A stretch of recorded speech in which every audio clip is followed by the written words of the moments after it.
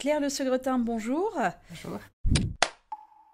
Vous avez été grand reporter au journal La Croix pendant 25 ans et récemment vous êtes parti comme volontaire avec la délégation catholique pour la coopération à Madagascar pendant 2 ans.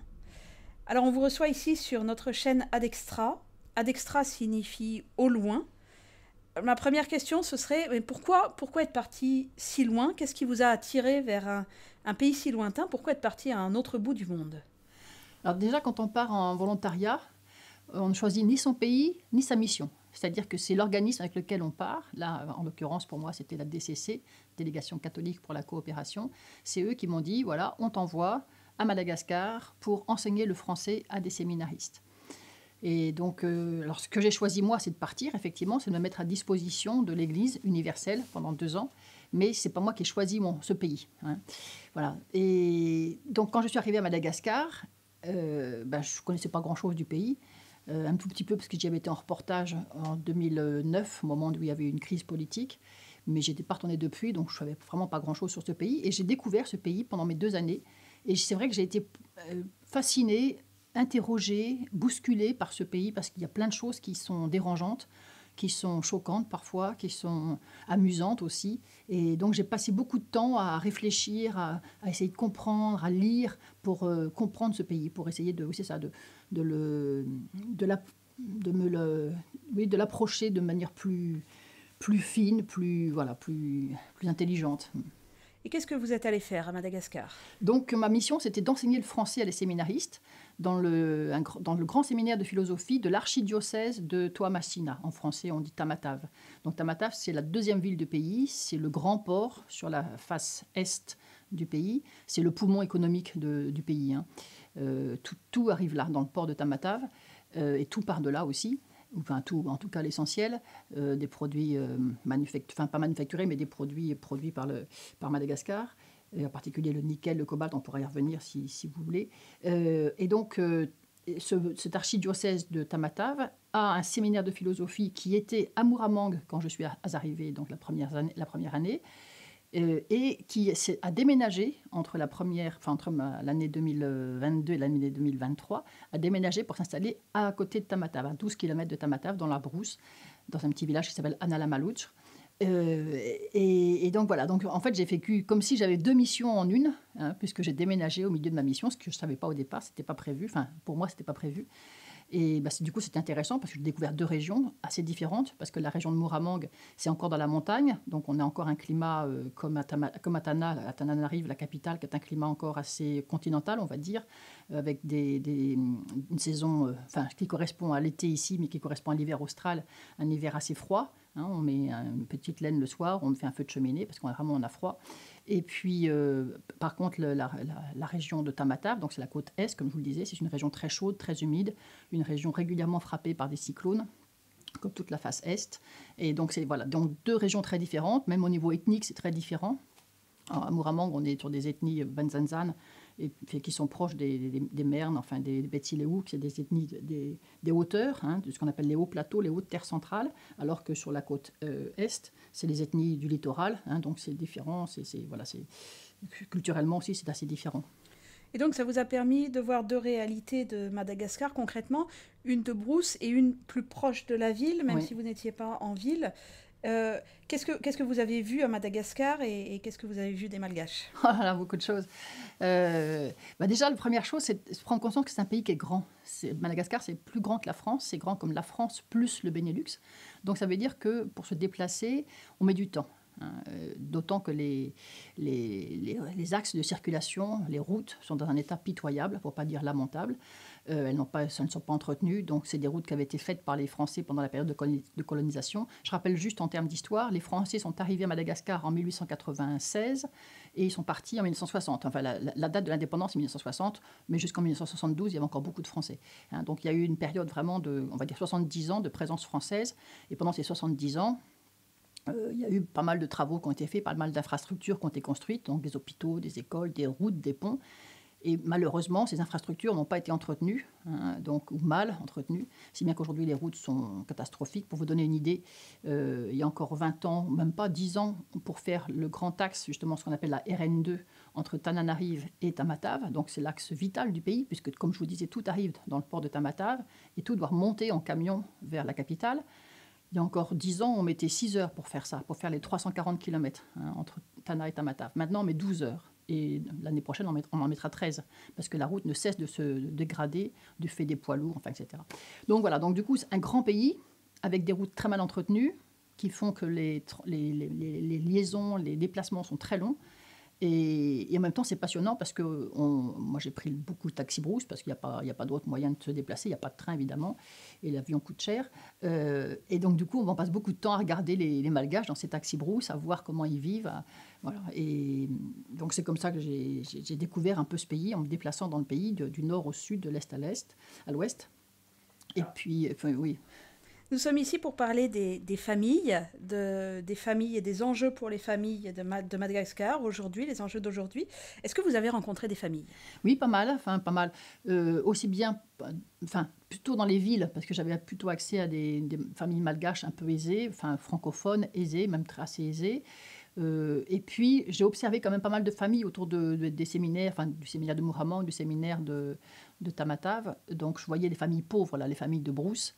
Vivantes dans une grande précarité. Donc voilà, mes contacts avec les familles, c'était ça. D'accord. Alors, on va en venir à la situation générale à Madagascar. Madagascar, aujourd'hui, c'est quoi en termes de population, en termes de fécondité, en termes d'exode rural où en est le Alors, pays? le pays, au dernier recensement, donc qui date de l'année dernière, la population serait d'environ 30 millions d'habitants. Donc on ne sait pas trop parce que les recensements sont difficiles à faire, comme les axes enfin, il y a beaucoup de régions qui sont inaccessibles parce qu'il n'y a pas de route. Il faut mettre des journées à pied pour arriver dans certains villages. Donc on sait que c'est fait à peu près à la louche. Enfin, voilà, donc on dit 30 millions d'habitants sur une surface qui est plus grande que la France plus le Benelux. Donc c'est plus grand que la France, le Madagascar. En termes de taux de natalité, je crois que ça a pas mal baissé. Aujourd'hui, on est à 3,8 enfants par femme. Donc, alors qu'on était encore à 4,5, 5 il y a encore même pas 10 ans. Donc le taux de natalité diminue, voilà, du fait d'une certaine forme d'éducation, du fait aussi de certaine forme d'appauvrissement, donc malheureusement aussi. Donc voilà, donc et en termes de Exode rural? l'exode rural, je ne sais pas trop, j'ai pas de chiffres là sur l'exode, mais c'est une réalité. On voit bien que la Tana ne cesse de grossir. Partout, il y a des espèces de bidonvilles qui se construisent avec des moyens de fortune. Donc on voit bien que c'est des gens qui arrivent de la campagne pour essayer de trouver à manger parce qu'ils n'ont pas assez à manger, surtout dans le sud. C'est surtout le sud où les gens s'en vont, ou se remontent vers le nord pour trouver un travail. Alors, on va rentrer dans le vif du sujet. Donc, alors, quelles sont les difficultés des familles malgaches d'aujourd'hui? Je dirais la première difficulté, c'est déjà la pauvreté. La plupart des familles, enfin 80% des Malgaches vivent avec moins de 2 euros par jour. Donc le salaire minimal, l'équivalent du SMIC, c'est 200 000 ariars. 200 000 ariars, ça correspond à 50 euros. Voilà, avec 50 euros, il faut payer la scolarité pour les enfants, parce qu'on appelle ça les frais de décollage. C'est autour de 5 euros par mois à peu près, mais quand on a plusieurs enfants, ça représente une somme. Bon, certes, la nourriture ne coûte pas grand cher. On se nourrit là-bas on fait un repas tout à fait correct pour 20 centimes, 30 centimes, avec un bouillon, un bout de poulet, un peu de riz, et voilà. Mais bon, donc voilà. Donc, il faut vivre avec très peu d'argent, se débrouiller avec les moyens du bord pour tout. Il y a vraiment je veux dire, les Malgaches sont sans cesse dans la préoccupation de savoir qu'est-ce qu'ils vont manger pour le lendemain. Donc, c'est un pays de précarité, une économie de précarité. On ne peut pas faire d'économie. Et si jamais il y a le moins petit grain de sable qui arrive dans pour la famille, si un enfant tombe malade ou s'il y a des médicaments achetés, s'il y a le père qui tombe malade, qui ne peut plus travailler, là c'est terminé, il n'y a plus rien, il n'y a pas de réserve, il n'y a pas d'assurance chômage, il n'y a pas d'assurance maladie, il n'y a pas d'assurance vieillesse évidemment. Donc toutes les familles malgaches, enfin 80% des familles malgaches vivent dans une grande précarité. Et on n'imagine même pas, parce que nous en France, ça fait longtemps qu'on est sorti de cette économie de précarité, on n'imagine même pas ce que ça veut dire. C'est-à-dire que les femmes achètent de la sauce tomate juste pour le repas du jour, dans un petit morceau de journal. Elles n'ont pas la possibilité d'acheter une boîte de conserve de sauce tomate entière, c'est trop cher.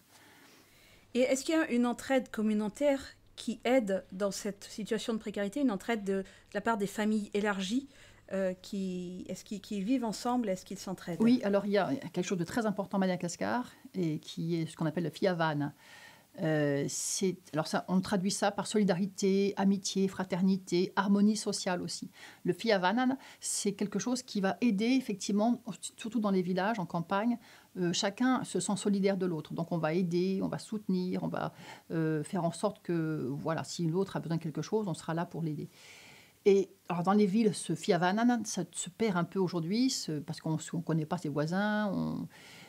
Donc c'est un petit peu en train de se déliter. Voilà. Mais c'est quelque chose de très important dans la construction mentale d'un malgache. Il apprend à vivre en collectivité. Le malgache, j'allais dire, il est jamais seul. Il est toujours avec d'autres.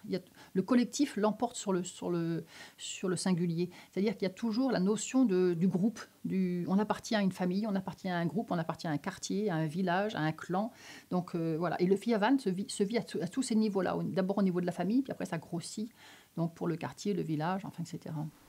Et alors, si on appartient à un clan, à une tribu, est-ce que le couple, est-ce que la cellule familiale arrive à trouver son identité propre là-dedans? Est-ce que les couples sont stables ou est-ce que vraiment c'est des vies très, très communautaires? Bah, c'est un petit peu le problème. Il y a deux problèmes là dans ce que vous dites. C'est-à-dire que effectivement, il y a un problème de fidélité. C'est pas moi qui le dis, c'est des personnes que j'ai rencontrées qui m'ont souvent parlé de ça, des prêtres, mais pas seulement, des responsables de crèches, par exemple, enfin, de crèches ou de lieux de scolarisation, qui m'ont dit à quel point la fidélité conjugale est un vrai problème, un vrai souci.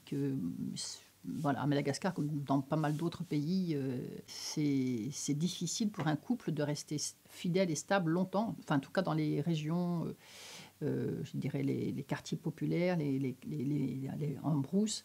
Voilà, donc l'homme est assez souvent, je ne dirais pas volage, mais bon, souvent il peut avoir une première femme, hein, on parle souvent de premier bureau, deuxième bureau, troisième bureau.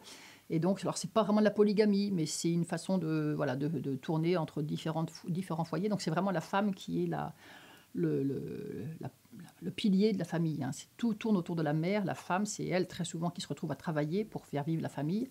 Quand elle a 3, 4 enfants, c'est elle seule qui fait vivre la famille. Le père, il n'est pas là, il est absent. Quelquefois, il part loin pour trouver du travail.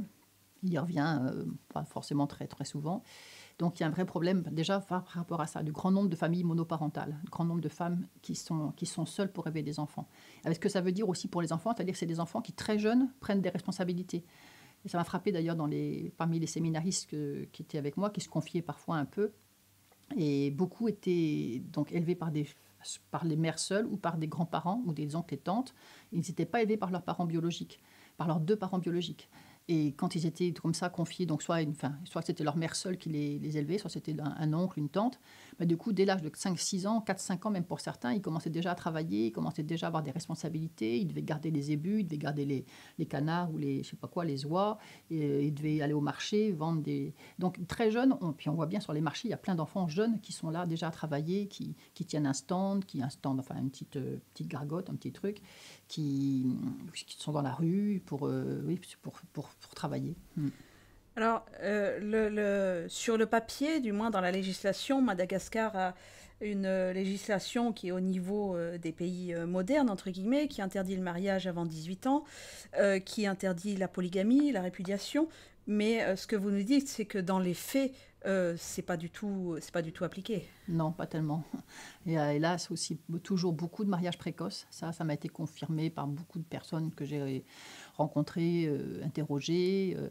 Alors il y a des régions, il y en a plus, bien sûr, dans les zones du littoral, plus que sur les hautes terres centrales, et dans le sud aussi, plus que dans le nord.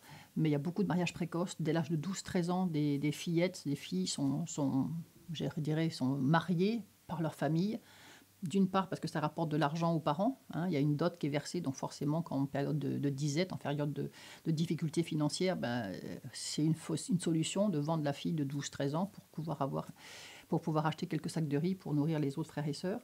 Et puis il y a des traditions en plus qui sont des traditions qui nous, en tant qu'occidentaux, en tant qu'occidental, moi ça me bouleversait, ça me choquait même un petit peu d'entendre parler de ça. Il y a par exemple une tradition, on appelle ça le moulente, et ça permet à une famille de prêter sa fille pendant une durée d'1 an à un monsieur. En général, c'est des hommes plus riches. Donc, une gamine de 12-13 ans peut être prêtée pendant 1 an contre une somme d'argent ou même contre des ébus, contre des appareils ménagers, etc.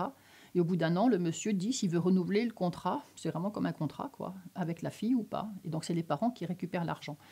Et j'ai entendu parler comme ça de filles qui ont été échangées contre 5 ou 6 ébus à l'âge de 12-13 ans. Puis forcément, plus elles vieillissent, moins leur valeur, je dirais, est importante. Donc, au bout de quelques années, c'est plus 5 ou 6 ébus, c'est seulement 1 zébu. Voilà. Mais ça veut dire que dans la tradition, on accepte ça. On accepte qu'une fille à 12-13 ans, 13-14 ans, soit échangée contre des biens matériels et par ses propres parents. C'est les propres parents qui font ça. Ouais. Donc, ça veut dire que les femmes n'ont pas encore vraiment la maîtrise de leur maternité, de leur fécondité et du choix de leur conjoint. Il y a encore beaucoup à faire. Là, je vous parle des familles pauvres, des familles, mais comme je vous dis encore, la grande majorité, les 80% des Malgaches sont des pauvres, vraiment qui vivent dans des grandes précarités. Pour ces 80%, la femme est, elle est l'objet de la famille, parce que déjà quand elle est enfant, elle est la domestique de la famille, c'est elle qui va chercher l'eau au puits, c'est elle qui va faire à manger. Et, plusieurs fois, j'ai rencontré des religieuses qui m'ont dit que dès l'âge de 4-5 ans, c'était elle qui nourrissait la famille. La mère, elle travaillait en rizière, et elle était l'aînée ou la deuxième, elle nourrissait la famille. Donc elles savent faire le feu, elles savent tout faire. Donc les filles, elles sont les domestiques jusqu'à 12-13 ans, puis après, 14-15 ans, elles sont soit déjà mariées, soit déjà en couple. En plus, il y a une tradition assez libertaire, je ne sais pas comment on peut dire ça, où on accepte que les jeunes adolescents soient en couple assez jeunes, et leurs premières expériences sexuelles assez jeunes. Ça avait marqué d'ailleurs, ça m'avait intéressé de lire ça, pas mal d'aventuriers français ou anglais du 19e siècle avaient été marqués de rencontrer des Malgaches qui semblaient si libres dans leur comportement sexuel. Et ça a été raconté par pas mal d'aventuriers, comme ça, de voyageurs du 19e siècle, et qui disaient que, en fait, effectivement, les jeunes avaient facilement des relations sexuelles et que même le mot virginité n'existait pas. Donc, ce mot virginité a été importé par les Anglais, donc virgin, et c'est devenu le virgin en malgache, mais c'est pour dire que ce mot n'existait pas dans le malgache au 19e siècle. Donc, c'est intéressant, ça prouve effectivement que cette question-là n'est pas vraiment importante, que la liberté sexuelle dans les comportements adolescents, il y a une grande permissivité, on va dire ça comme ça. D'accord, du coup ça entraîne, je suppose, des problèmes de grossesse adolescente. Voilà, beaucoup. Ouais. J'ai plus les chiffres en tête parce que je ne suis pas très bonne pour les chiffres, mais je sais que chaque année, c'est des milliers d'adolescentes, de 14, 15, 16 ans qui sont enceintes. Je crois que le nombre de grossesses avant 18 ans, je ne sais plus, j'ai plus les chiffres, mais c'est facile à retrouver. Et en tout cas, c'est un nombre important. Ouais. Oui, j'ai ici 40% des naissances à Madagascar se font chez les femmes de 15 à 24 ans. Voilà. Voilà. Mais alors, est-ce que les Malgaches, le gouvernement, prennent les choses en main et tentent de faire évoluer positivement ces difficultés sociales? Alors, il y a des lois, comme vous le disiez, il y a des lois qui interdisent effectivement les mariages précoces. On doit attendre 18 ans pour être marié, mais en fait, il n'y a pas de contrôle. Et quand les familles le font, c'est plus ou moins caché. Enfin, pas vraiment caché, mais on ne le dit pas. Donc, en fait, même si on pourrait imaginer qu'un fonctionnaire d'État pourrait venir pour vérifier l'âge de mariage des filles dans une région plutôt rurale, en fait, il pourrait pas accéder au village. Enfin, on s'arrangerait pour qu'on lui donne aucune information. Il y aurait une espèce de blackout. Donc les gens acceptent cette situation-là.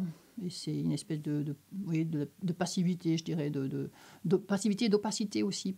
On sait que la loi existe, mais on s'en fiche. Ouais. Et c'est la même chose pour le travail des enfants. Je vous disais, on sait que les enfants ne doivent pas travailler avant 16 ans. C'est l'âge légal pour le début du travail. Mais en fait, tout le monde voit que dans les rues, dans les marchés, dans les champs, il y a des enfants de 6, 7, 8 ans. Donc tout le monde le voit, mais personne ne dit rien. D'accord. Et tout de même, on en parlait tout à l'heure, le taux de fécondité des femmes, donc le nombre d'enfants par femme, a baissé. Oui. Il est passé de 5 enfants par femme en 2005 à 3,8 aujourd'hui. Peut-être que les jeunes ont envie de faire changer les choses. Est-ce que les jeunes malgaches, les mentalités évoluent? Est-ce que les jeunes malgaches d'aujourd'hui aspirent à autre chose pour leur couple, pour leur vie familiale? Oui, ils veulent évoluer, et puis ils évoluent ne serait-ce que parce qu'ils ont accès aux réseaux sociaux. Maintenant, tout le monde a WhatsApp sur son téléphone, tous les Malgaches ont des petits téléphones portables, pas forcément des smartphones, mais des petits téléphones. Et donc ils se rendent bien compte que le monde a évolué. Eux, ils ont l'impression d'être un petit peu en retard. Ils en souffrent d'ailleurs. Ils sont un peu honteux de ça, de se sentir toujours un peu à la traîne des autres pays, même par rapport aux autres pays d'Afrique, parce ils savent, même sans avoir beaucoup fait d'études, ils savent que voilà, ils sont parmi les pays les plus pauvres au monde, et ça, ils le savent. Mais en même temps, c'est vrai qu'ils aspirent à autre chose. Et leur grand désir, ils ont un mot pour ça que je ne retrouve plus tout d'un coup, mais je sais que je le retrouverai, pour dire partir, quoi, partir au-delà des mers. Il y a un mot pour dire, voilà, on part au-delà de la mer. Mais c'est très compliqué de partir pour un Malgache parce que il faut partir en avion ou en bateau. Ils n'ont pas l'argent pour ça. Comme il n'y a pas de frontières terrestres, c'est que c'est une île. Donc, il n'y a pas cette émulation que peut apporter justement des pays proches, des pays voisins. Donc, ils sont isolés sur ce plan-là. Alors, ils aspirent à autre chose, mais il y a une telle, je ne sais pas comment dire ça, une espèce de passivité générale. Ce n'est pas une passivité, parce qu'en même temps, il y a beaucoup de gens qui font des choses, ils sont courageux, mais il y a une telle lourdeur pour bouger les choses. Il y a beaucoup de corruption aussi, ça on n'en a pas parlé, mais c'est un des fléaux de Madagascar, c'est une corruption énorme, énorme, énorme. Tout est corrompu, même la moindre vendeuse sur le marché, elle trompe ses clients en vendant des choses qui ne sont pas de bonne qualité. Elle met enfin bon, tout est trompé, il y a une espèce de tromperie dans tout. La mentalité là-bas, il y a un mot d'ailleurs pour dire on profite. Donc dès qu'on voit quelque chose qu'on peut faire pour gagner un petit peu, on profite. C'est le terme du profit, c'est très... Mais profiter des petites choses, de rien, quoi. Et même prendre des choses, alors ça c'est un autre problème aussi de Madagascar, c'est qu'il n'y a pas l'esprit, le sens du bien commun. C'est-à-dire que par exemple, une infrastructure, si elle n'est pas surveillée nuit et jour, elle va être détériorée, elle va être volée en très peu de temps. Sur les ponts, par exemple, il n'y a plus les rambardes en fer, elles n'existent plus parce que le fer a été récupéré pour être vendu, le métal, parce que c'est du laiton, je ne sais pas quoi. Il n'y a plus de rambardes. Donc on passe sur des ponts, il n'y a pas de rambardes. C'est très dangereux, tout le monde le sait, mais voilà, on continue de le faire. Donc maintenant, on fait des rambardes en béton pour être sûr qu'elles ne vont pas être volées. Mais pour vous dire que, voilà, je suis plus par rapport à votre question, sur comment évoluer, comment faire évoluer le pays. Alors, il y en a qui réfléchissent, et les séminaristes, moi, j'ai passé mon temps là-bas pendant mes 2 ans à leur dire, vous allez faire partie de l'élite, c'est à vous d'avoir des idées, d'avoir des propositions pour permettre aux populations avec lesquelles vous allez vivre en tant que prêtre, c'est à vous d'avoir des idées pour faire évoluer les villages dans lesquels vous serez, les populations avec lesquelles vous allez vivre. Et c'est à vous d'être des facteurs de changement, des facteurs d'évolution, mais c'est compliqué. Donc ils voient qu'il y a des choses à faire, mais ils ne savent pas trop par quel bout prendre ça, et puis surtout ils sont pris par une telle chape de plomb, de corruption, de fatalisme, que c'est très difficile à faire bouger, quoi. Ouais. D'accord. Ces familles, vous nous dites qu'il y avait beaucoup de vos séminaristes qui étaient élevés par un oncle, une tante, un grand-parent. Je suppose que c'est quand les parents travaillent, quand il n'y a Oui, pas de ou par des père. décès aussi. Il y a pas mal, beaucoup. Alors, on ne l'a pas dit ça, mais l'espérance de vie est assez faible. Hein. Enfin, dire que l'espérance de vie est autour de 58 ans à Madagascar. Il y a une différence entre les hommes et les femmes, je ne sais plus exactement, mais en tout cas, c'est autour de 58 ans. Donc, ça veut dire qu'il y a beaucoup de jeunes qui n'ont déjà plus leur mère ou plus leur père au séminaire. Il y a beaucoup de séminaristes qui avaient déjà perdu un des deux parents, voire les deux. Donc, ça veut dire aussi, c'est ça, que quand la maman n'est plus là, ils sont élevés, c'est ça, par une grande sœur, une belle-mère, parce que le père se remarie, ou la mère se remarie si elle est veuve. Enfin bon, donc il y a beaucoup de situations comme ça, avec des beaux-pères, qui sont... J'ai entendu des histoires de séminaristes qui étaient douloureuses par rapport à certains beaux-pères, ces beaux-pères qui n'aimaient pas leur fils adoptif, enfin leur beau-fils, et c'est dans des situations compliquées, des situations où ils ne peuvent pas revenir dans la famille parce qu'ils ne sont pas bien vus, donc c'est compliqué. D'accord, mais alors justement, vous nous parlez des séminaristes. L'Église, qu'est-ce qu'elle enseigne au niveau de la famille?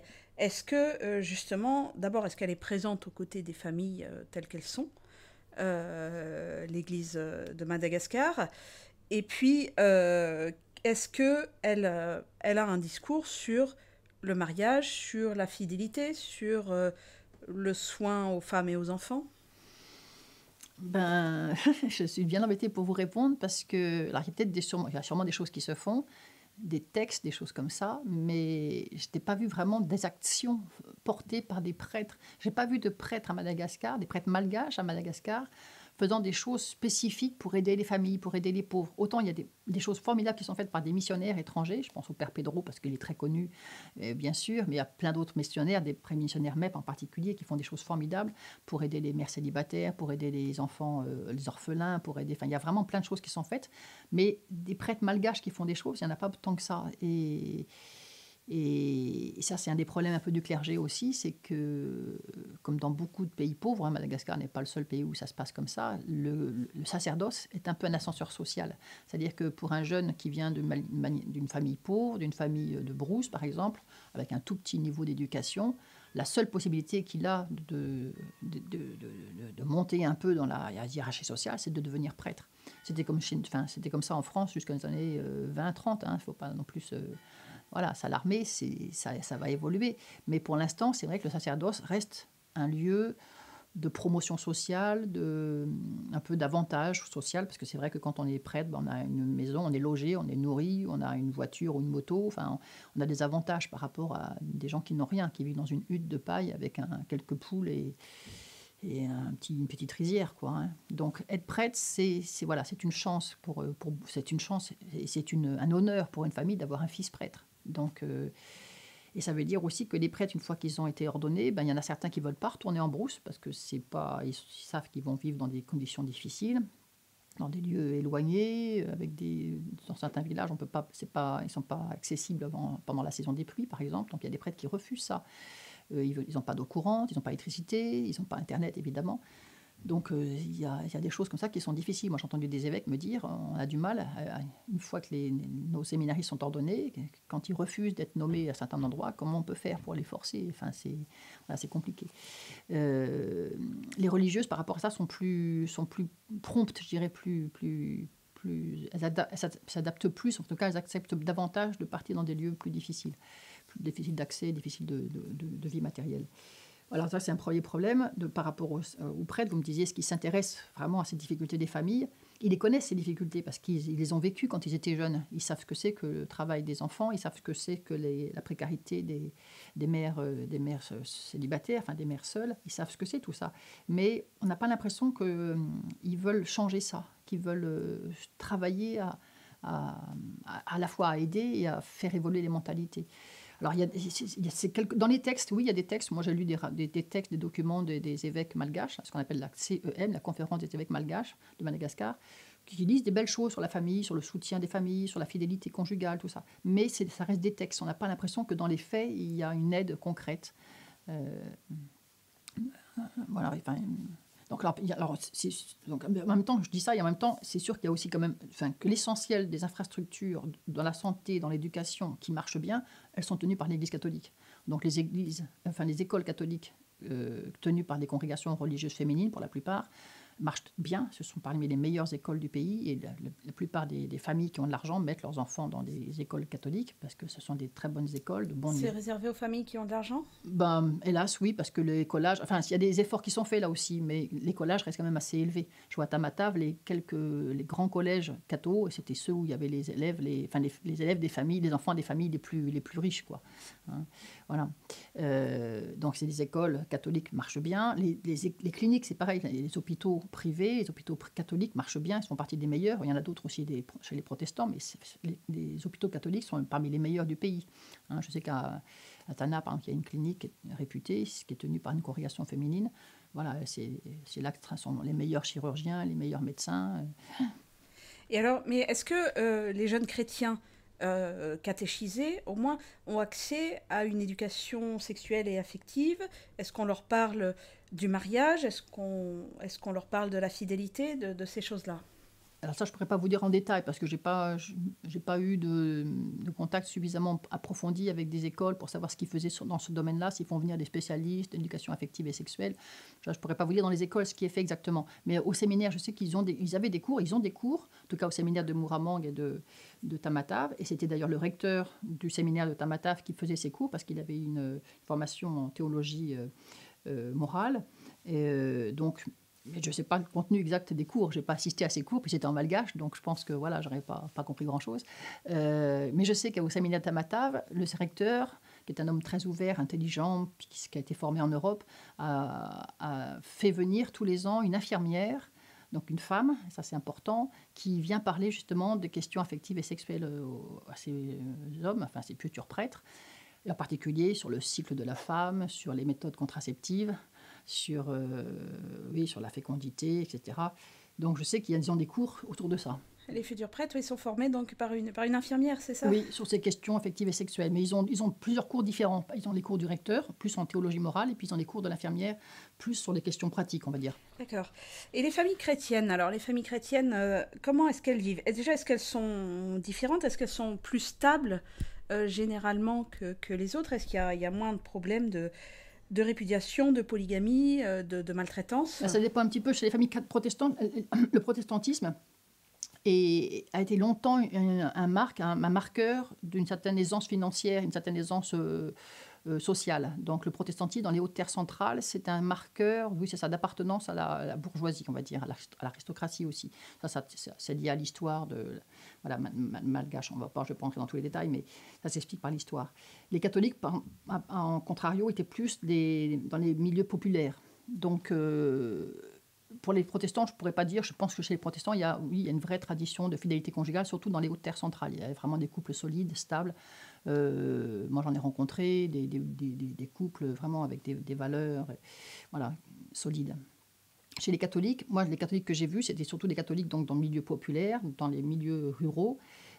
Et là, j'ai pas vu beaucoup de couples vraiment solides, durables. J'ai vu pas mal de femmes seules ou pas mal de femmes remariées, enfin remises en couple parce que tout le monde ne se marie pas. Vous nous parlez de encore grand progrès à faire en termes d'éducation, en termes de prévention. Quels sont les tabous dans l'Église malgache en termes familiaux? Est-ce que on parle de divorce? Est-ce que on parle d'éducation sexuelle? Est-ce qu'on parle d'homosexualité? Ou est-ce que ces questions-là ne doivent pas être abordées? Ben, il y a beaucoup de tabous encore, oui. Il y a beaucoup de non-dits, en fait, de manière générale dans la société malgache. À cause du fiavan dont je vous parlais tout à l'heure, on ne veut pas déplaire, on ne veut pas choquer, on ne veut pas poser des questions qui pourraient être gênantes. Donc on sait par exemple qu'un tel a une maîtresse, on sait qu'il n'est pas fidèle, mais personne n'en parle. On sait que tel jeune a des problèmes de, je sais pas, de drogue ou a fait des choses, bon, mais on n'en parle pas. Donc il y a il y a beaucoup d'omerta, il y a beaucoup de... c'est la peur du regard de l'autre, c'est la peur de choquer, la peur de déplaire. Donc le fiavan, ça a beaucoup d'avantages parce que, comme je vous le disais tout à l'heure, c'est une façon de se soutenir, c'est une façon d'être sûr qu'on ne sera jamais... on aura toujours quelqu'un qui nous aidera, même en situation difficile, mais en même temps, c'est une espèce de contrainte sociale très forte. Et par rapport au regard de l'autre, les Malgaches sont très jaloux les uns des autres, se comparent beaucoup, ils savent qui fait quoi, qui est-ce qui a acheté quoi. Enfin, ils sont très... Enfin, ça m'a été dit par des Malgaches eux-mêmes en me disant on souffre de ça, ça nous empêche d'être libre, en fait, on ne se sent pas libre. Donc par rapport à ces questions-là, c'est beaucoup de tabous, on n'en parle pas. Même au séminaire, je me rappelle une fois avoir osé poser la question, mais qu'est-ce qui se passe quand on découvre qu'il y a des séminaristes qui sont homosexuels? J'ai senti un blanc total, voilà, on ne pouvait pas répondre. Enfin, il y avait le recteur, mais aussi les autres prêtres éducateurs qui étaient là, ne pouvaient pas répondre. C'était un tabou, on ne peut pas en parler. Et une fois ou deux, j'ai voulu parler des problèmes d'abus sexuels dans l'Église en France, parce que c'était le moment où moi je lisais la Croix tous les matins, et donc sur mon ordinateur, et quelquefois j'arrivais avec des questions comme ça, où je voulais les faire un peu réagir par rapport à ce que j'avais lu le matin tôt, et je sentais que c'était des questions qu'il ne fallait pas poser. C'était voilà, les problèmes de l'Église en France, il ne fallait surtout pas les poser à Madagascar. Comme si il n'y avait aucun problème d'abus sexuel à Madagascar. C'est évident qu'il y en a, mais on n'en parle jamais. C'est tabou, mais plus que tabou, c'est interdit d'en parler, quoi. Ouais. D'accord. Mais vous, avec votre statut d'occidental, entre guillemets, peut-être que ces séminaristes malgaches étaient plus libres de vous parler. Oui. Qu'est-ce qu'ils vous ont confié de leurs questionnements, de leurs doutes et des questions qui se posaient justement sur la promotion de la famille? Et par rapport à la famille, alors là c'est autre chose parce qu'effectivement ils viennent de familles souvent blessées, des familles souvent en situation douloureuse, quand il y a eu un décès, quand il y a eu un père qui est parti ou un beau-père violent. Ou moi je me rappelle, je parle de ça parce que ça m'avait frappé, c'était un séminariste qui m'avait confié que son beau-père, quand il avait 5-6 ans, l'avait frappé avec des câbles électriques tellement fort que pendant plusieurs jours, il n'a pas pu marcher. Et voilà. Et ce beau-père, il le retrouvait quand il était en vacances dans sa famille. Et c'était douloureux pour lui, on sentait bien. Et voilà, c'est des choses comme ça qui m'ont été confiées. Mais donc voilà, donc la question de la famille, par rapport à votre question, comment les séminaristes se préparent à intervenir par rapport aux familles, je pense qu'ils ne sont pas suffisamment à l'aise avec leur propre famille, leur propre enfance. Et il n'y a pas de travail psychologique là-bas, très peu. Les psychologues, il y en a un petit peu à Tana, peut-être à Tamatave, peut-être il y en a un ou deux, mais c'est tout, des psychologues, des psychanalystes, même des psychiatres, il y en a très peu. Donc ce travail-là que nous, en Occident, on est habitués à faire, cette étape de relecture de notre vie, de relecture de notre enfance, là-bas, ça ne se fait pas du tout. Il n'y a pas du tout ça. Donc on reproduit. Voilà. Donc l'éducation en Madagascar, c'est une reproduction. On reproduit ce qu'on a soi-même reçu, on redonne ce qu'on a appris, mais on n'innove pas. Ça, c'est très, très... Moi, j'ai compris ça peu à peu. Qu'il y a une tradition. La tradition est plus forte que tout. Il faut faire comme les ancêtres ont fait. Et c'est très important de faire pareil, de ne pas changer ce qui a toujours marché, ce qu'on pense qui a toujours marché jusqu'à présent. Donc on va reproduire, on va refaire, ça c'est valable dans tous les domaines, dans le domaine agricole, on continue de travailler la terre avec les vieux outils ancestraux qui datent du néolithique, je dois dire, comme le faisaient les ancêtres. Dans le domaine de l'éducation, pareil. Dans le domaine voilà, on ne va pas changer, on ne va pas innover parce que ça serait déplaire aux ancêtres. Les ancêtres ont une place très importante. Un ancêtre en Madagascar, c'est le centre de la famille. Les ancêtres, ça veut dire que c'est les défunts qui ont été élevés au rang d'ancêtres, c'est-à-dire que parce qu'on a fait un famadine, c'est-à-dire un retournement des morts, on a fait une célébration pour leur donner cette place centrale dans la famille. Et ils ont une place de protecteur, de veilleur, d'unificateur pour la famille. Et donc, ces ancêtres, il ne faut surtout pas leur déplaire. Ça serait terrible, quoi. Et là où est enterrés les ancêtres, où sont enterrés les ancêtres, parce qu'il y en a plusieurs, les grands-parents, les arrière-grands-parents, ça peut être aussi un oncle, etc. C'est surtout des hommes, mais bon. Mais là où sont enterrés les ancêtres, c'est de là dont on dépend, de village. Donc, quand on dit d'où es-tu, un malgache, il va dire le village où sont enterrés ses ancêtres. C'est là, c'est son origine, c'est là. Et Madagascar, c'est le lieu, ça c'est très important de comprendre ça aussi, c'est le lieu où sont enterrés les ancêtres des malgaches. Donc la grande crainte d'un malgache quand il vient vivre en France, par exemple, c'est de ne pas pouvoir être enterré dans l'endroit où ont été enterrés ses ancêtres. Donc les malgaches, ils veulent être enterrés à Madagascar, surtout pas en France, parce que c'est là où sont enterrés les ancêtres.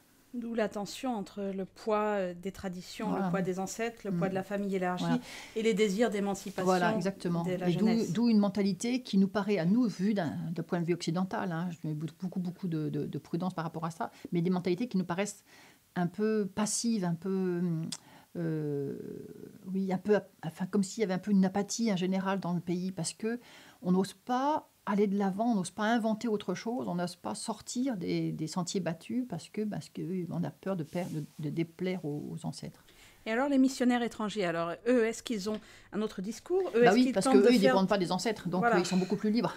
Et est-ce qu'ils tentent de faire de la prévention des questions sur les questions familiales, sur les questions de grossesse précoce, sur les questions de maltraitance, sur les questions de fidélité? Est-ce que les missionnaires étrangers... J'en ai pas mal parlé avec des prêtres MEP qui sont là-bas. Justement, eux, ils sont très lucides sur ces questions-là, donc ils travaillent sur ça. Je pense aussi au père Pedro, dont je vous parlais, qui est un lazariste, qui vit à Madagascar depuis plus de 40 ans, qui a fondé ce qu'on appelle Akamasu. C'est lui qui a appelé ça comme ça. C'est plus qu'un village, c'est un quartier dans Tantanarive, mais c'est un quartier qui s'étend d'année en année. C'est étonnant tout ce qu'il a fait. C'est fabuleux, c'est extraordinaire.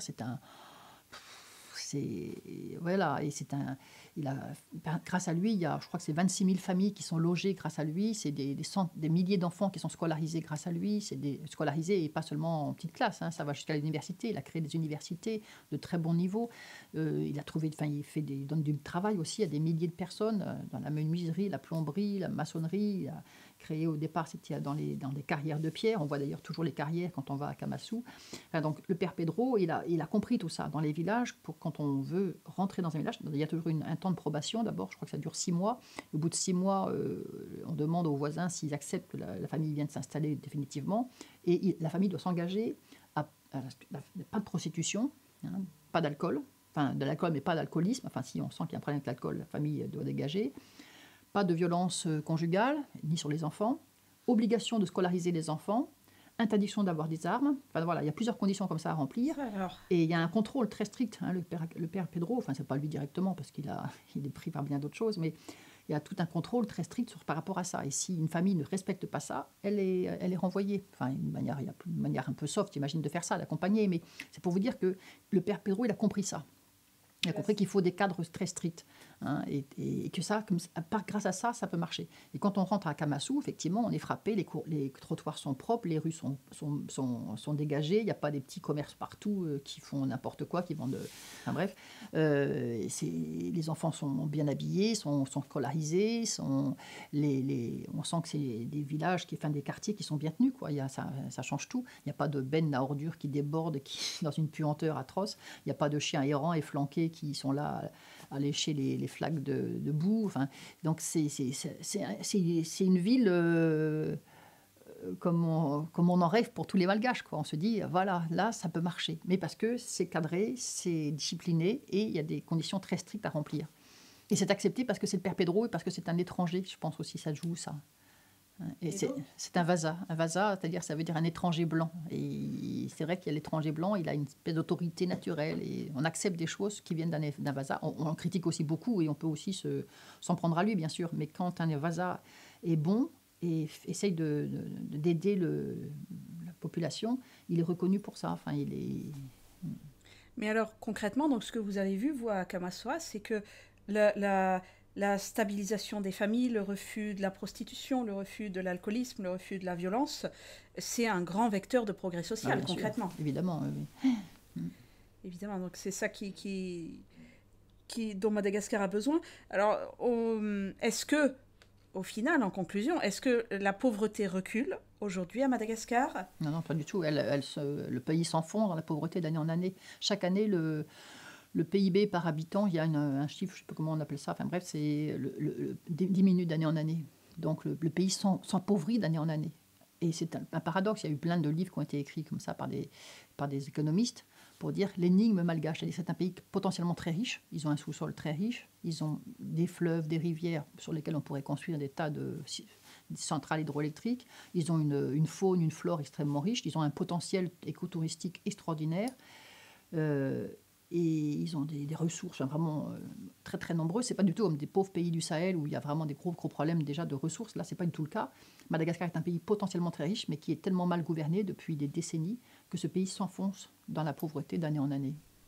Et pourtant, ils ont amorcé leur transition démographique, ce qui veut dire qu'il y a eu des progrès d'éducation ou des progrès dans les aspirations de la jeunesse.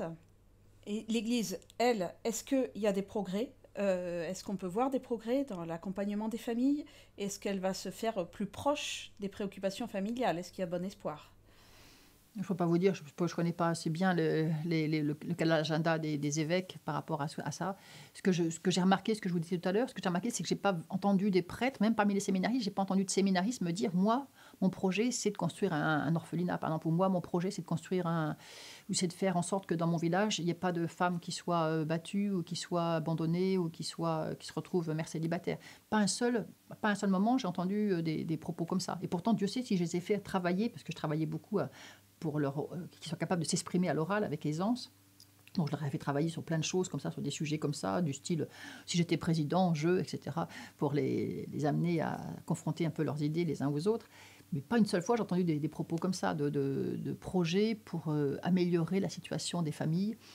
Non, je ne peux pas dire que j'ai entendu des propos, et même le cardinal Désiré, pour qui j'ai une énorme estime, enfin l'archevêque de Tamatave, que je voyais très souvent, puisque souvent le week-end j'allais déjeuner à l'archevêché pour me permettre de voir un peu les autres coopérants qui étaient sur Tamatave, les autres volontaires.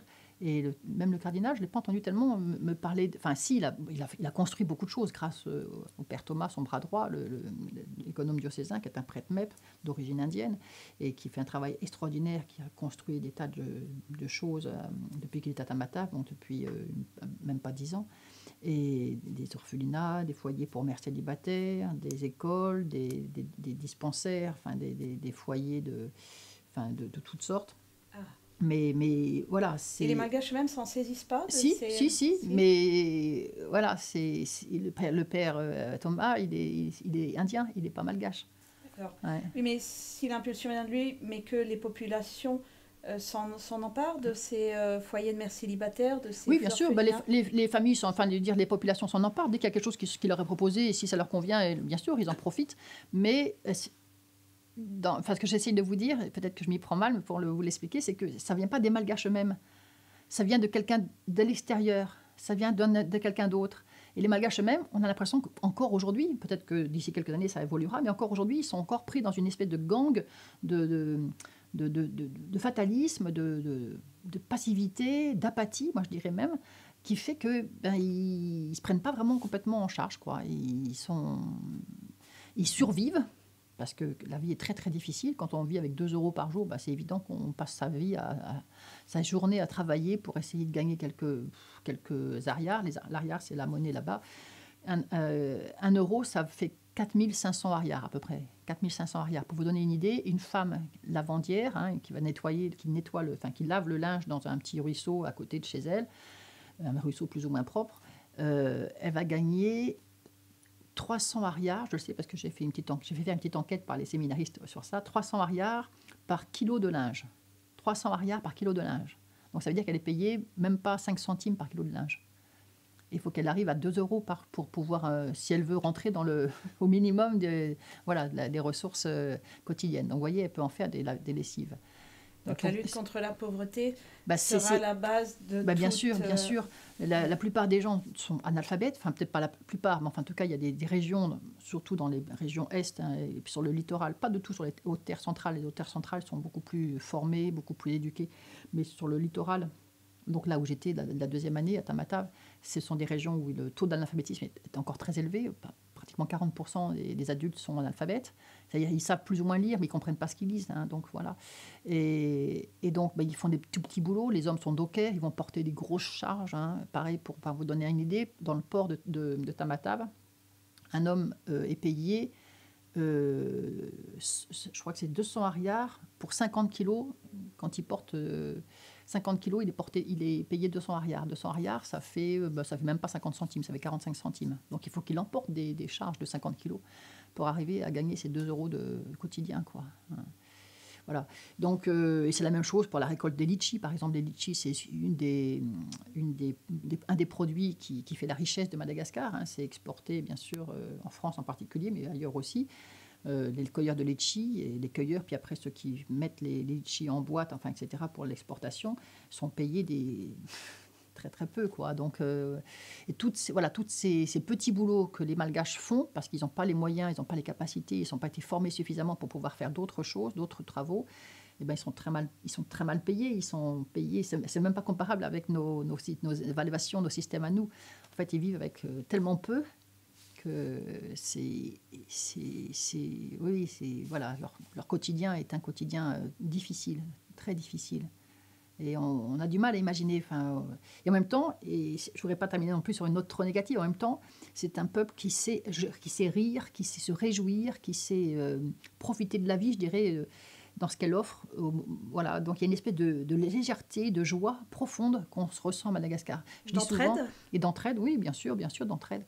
Et je dis souvent, quand on m'interroge, parce que souvent on me demande alors comment c'était, et je dis... Vraiment, j'étais très heureuse là-bas pendant mes 2 années. De manière paradoxale, parce que la vie, sur le plan matériel, comme je vous disais, n'est pas toujours facile. Il y a des coupures d'électricité très souvent, des coupures d'eau, la nourriture n'est pas excellente, etc., etc. Mais profondément, il y a une joie, il y a peut-être une liberté aussi qu'on ressent quand même, peut-être en tant que Vasa aussi, peut-être plus, et une facilité de vie qui fait que voilà, c'est assez étonnant que ces Malgaches arrivent à survivre dans des conditions aussi difficiles. Le courage des Malgaches, ce sera notre conclusion. Merci beaucoup Claire Le Segretin. C'était pour Adextra. Vous pouvez nous retrouver sur notre chaîne YouTube ou sur adextra-mission.com. Merci.